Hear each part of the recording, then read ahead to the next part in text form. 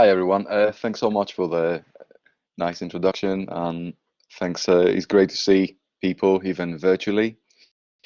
So the piece Lucie and I will be presenting is called ADatation, and is all based on our experiences of remote collaboration, remote working, remote communication, whether that's for professional or personal reasons and intentions, and some of the shortfalls as well as opportunities that these open up. So the piece is an audiovisual work, it's fixed media work. So there are elements of liveness within it that were included during the creation of it. And it combines interaction, so it combines movement capture data with sound and visuals. I don't want to say much more at this stage. We will talk a little bit about the piece afterwards, as it's a quite short piece, and I'd rather people experience it, and then we can have a discussion and reveal some more about the process behind it. Now, there's a few different ways of accessing the piece. I'm happy to stream it here, but I would personally recommend people follow the link on YouTube and watch it there. The reason is because the quality is somewhat better, and the quality of the video is fairly crucial to the experience of the work. So I've just posted the link to the work on YouTube, and I can also stream it here if I can figure out how to stream it.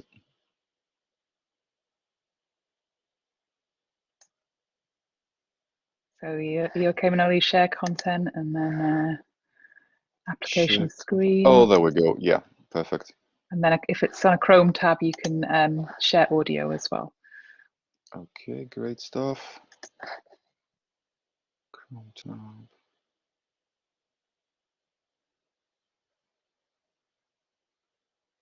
There we go.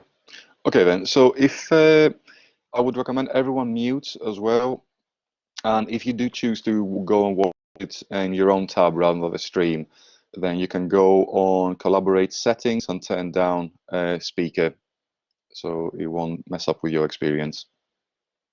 Okay.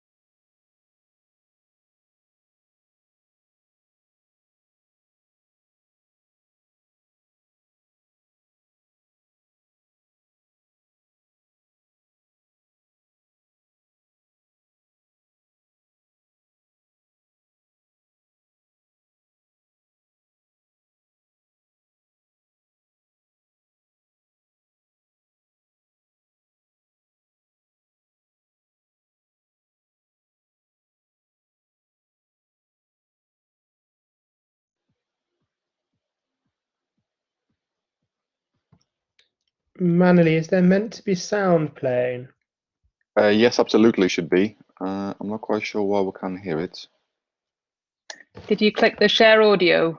I think I did. Let me try that again, or maybe I maybe didn't. come out and yeah. Yeah. Okay. Apologies for that. That's all right. So share application screen, Chrome tab, share. Yes, indeed.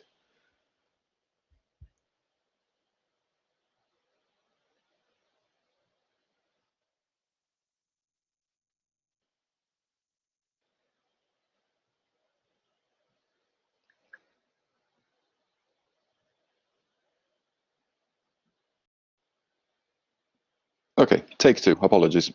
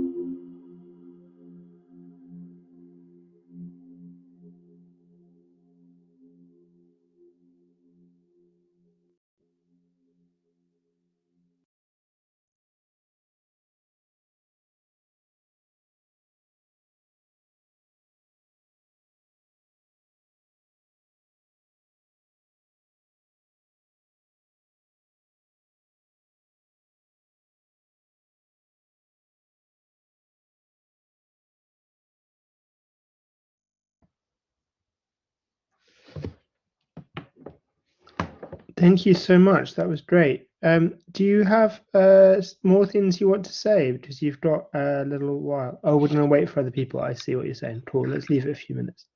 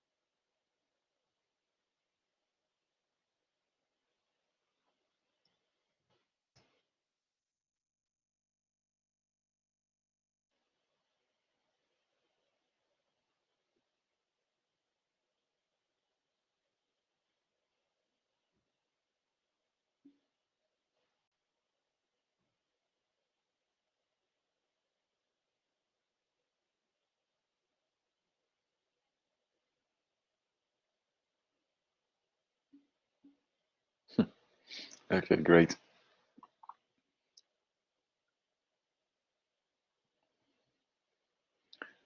So just give me a second. I need to figure out how to share my screen so I can show a few supporting elements for this. See, I get too confident because I know Zoom quite well by now, but this collaborate is like starting from scratch again. So share application. So you just want to share your whole screen? Yeah, ideally. So I can just go Yeah. share application, entire screen. Okay, perfect. Yeah. And then you'll give us the kind of hall of mirrors, Yeah. and then you'll be able to move onto whatever you And need to. if I click entire screen, does it show sound? Although actually, I'm not going to need sound actually, so it should be fine. No, I mean sound will come through if you've got your mic on. Obviously, if Yeah. it's coming Okay. out of your Okay, great. So I'll talk a little bit first about the concept, then I'll pass on to Lucie to describe the visuals and the movement. Oh, that's trippy.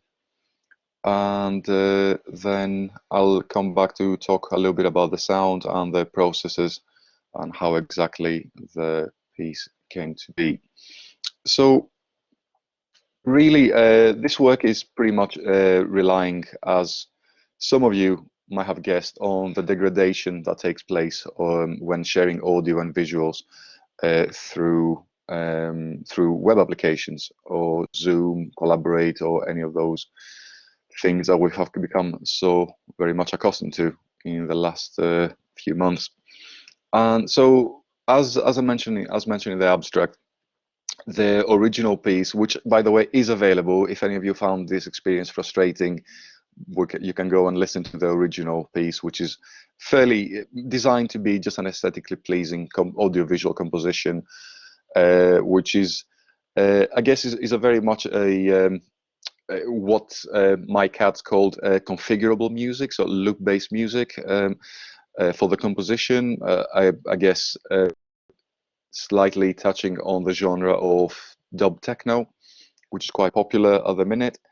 And then the visuals were synced between the two software that we're using, Isadora and Ableton, respectively, for visuals and sound, as to be synchronized.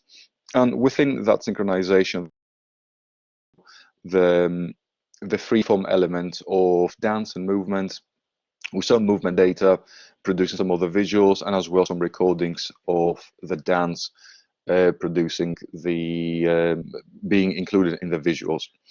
And the idea for the glitch here is that the final composition, the final audiovisual work, was then passed on to YouTube and different file sharing applications in order to be degraded in a natural way. And by natural, I mean the compression that takes place when you upload material on YouTube or any other file sharing applications. So for both video and audio were uploaded on different applications up to about 30 times. I think there's because this account was locked out from uploading any more material, so I had to use several ones.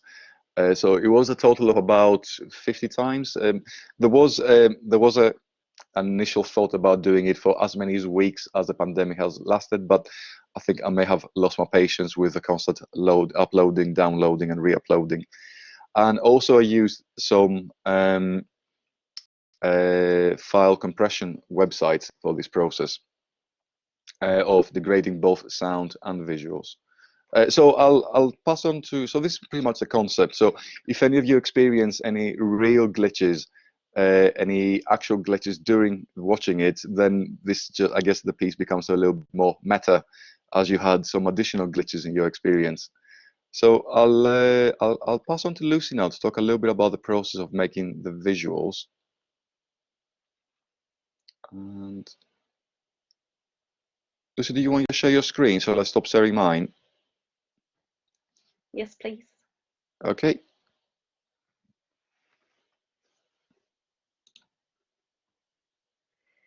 So yeah, hello everyone. Yes, I had I was watching it through Collaborate. So I had additional glitches there, especially with the sound. It kind of pauses on me, and perhaps it's my Wi-Fi connection again. But that's the whole point of this. I don't have really presentation, but just wanted to quickly share a document, just kind of thinking about the movement. And when we discuss with Manoli datafication in terms of movement, I took inspiration from William Forsythe's work, One Flat Thing, where he tried to and he achieved produce a movement in visualized form, and then sort of taking the data, movement data, into the software, which we have experienced for the last 12 months really, or more than 12 months really, to take the movement into the digital online environment, and how that then manifests itself through softwares, applications, and different visualizations. So he looked at then removing the bodies, so looking at a sort of data without bodies, but they still are the movements, the visualization still represents the real bodies. And recently I was watching conversation conference with Scott De La Junta, where he talks about sort of the nature of losses, gains and losses, when we working with sort of online and virtual and physical. I mean, he talked more about sort of the nature of losses when we're working with AI, but there's elements of the losses when we are online, as you've experienced this morning, key speaker. We still had some kind of glitches with the sound, and yeah, we're losing sometimes, you know, the content we wanted to see. So I kind of looked at how, obviously, as a dance teacher, you know, how movement then has been passed on and transformed, transmediated into these online elements. And through lockdown, I was looking at sort of my movement of being more with a mouse, because you suddenly been from physical to the virtual one, and you starting to look at a virtual sort of a movement. And this is where the idea comes from with the lines, where I was tracing movements of my journeys through lockdown in my garden, in the house, and in the park, opposite our house as well. So my sort of lockdown for last 14 months has been really kind of these three spaces with online. And with the using software called Isadora, you can track the mouse movements with horizontal and vertical positions, so it gives you numerical data basically. So again, transferring the visualized or the physical movement into numerical data is slightly different, and you lose something there. And then looking at sort of the pace of it, so I done another actor called looking at the velocity of how fast I'm moving the mouse forward to back, and slow and fast. Again, according to my movement during the lockdowns, how, you know, slow pace around the garden or slow pace or fast pace in the park or in the house.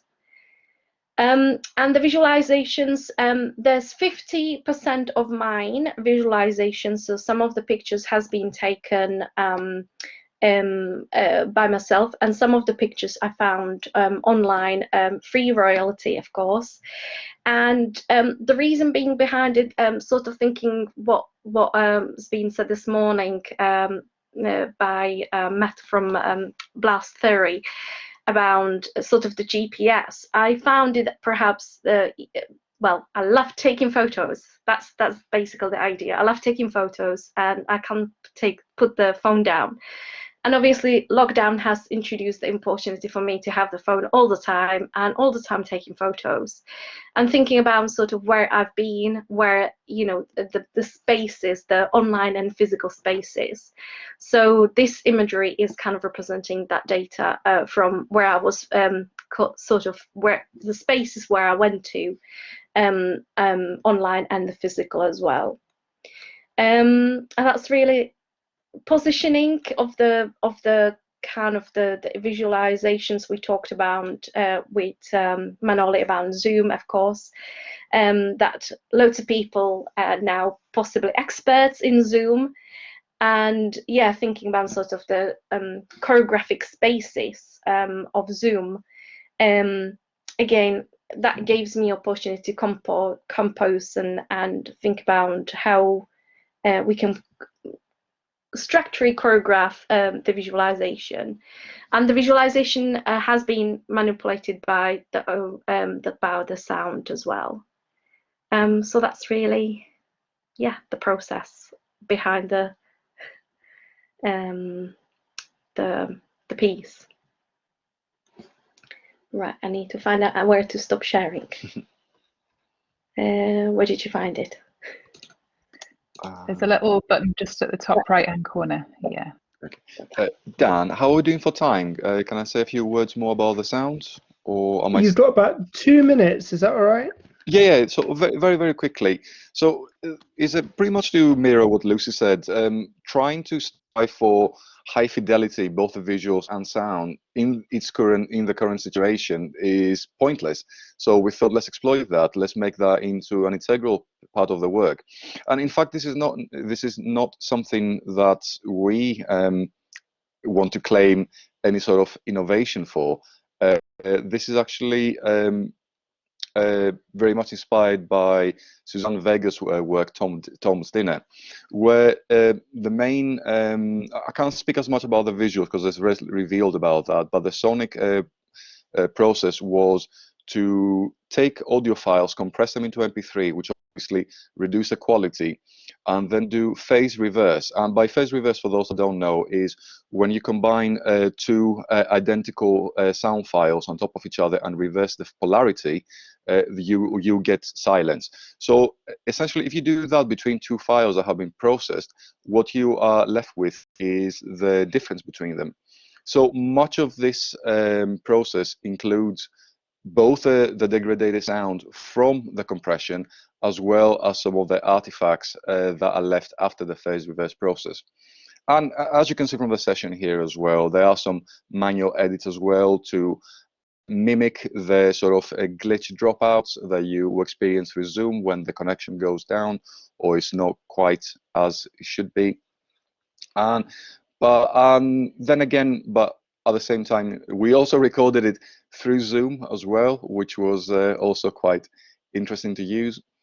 So yeah, it's sort of a combination of using both the usual techniques we have for manipulating sounds and visuals, as well as some of the opportunities given by the device that we use today for communication.